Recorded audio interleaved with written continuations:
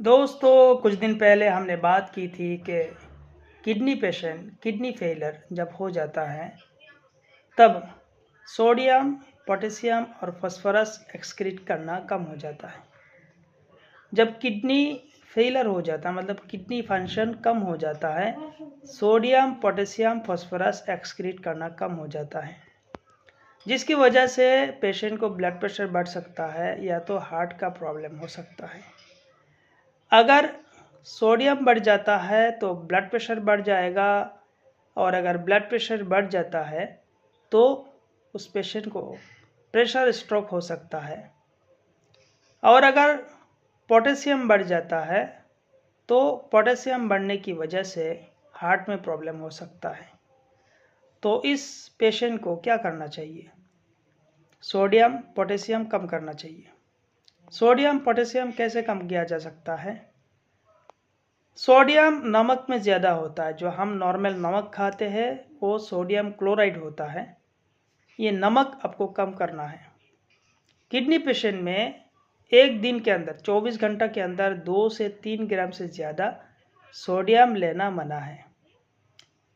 एक चम्मच नमक में 2 से 3 ग्राम सोडियम होता है। हम अगर हाथ से इस तरह से नमक लेते हैं, हाथ में जितना आता है इसमें 1 ग्राम सोडियम हो जाता है।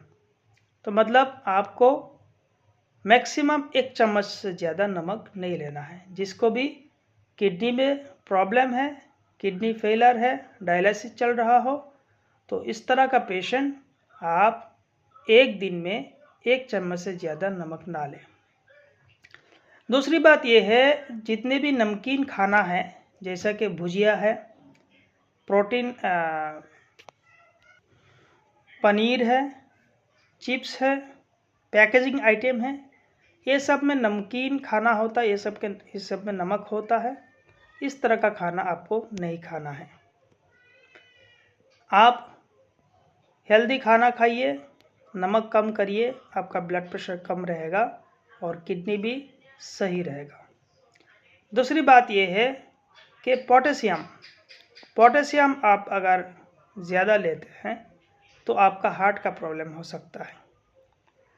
पोटेशियम जैसा कि आलू है, चाय है, कॉफ़ी है, बादाम है, चॉकलेट है, ग्रीन वेजिटेबल्स है, साग वगैरह है, इसमें पोटेशियम ज़्यादा होता है। ये सब चीज़ें आपको नहीं लेना है।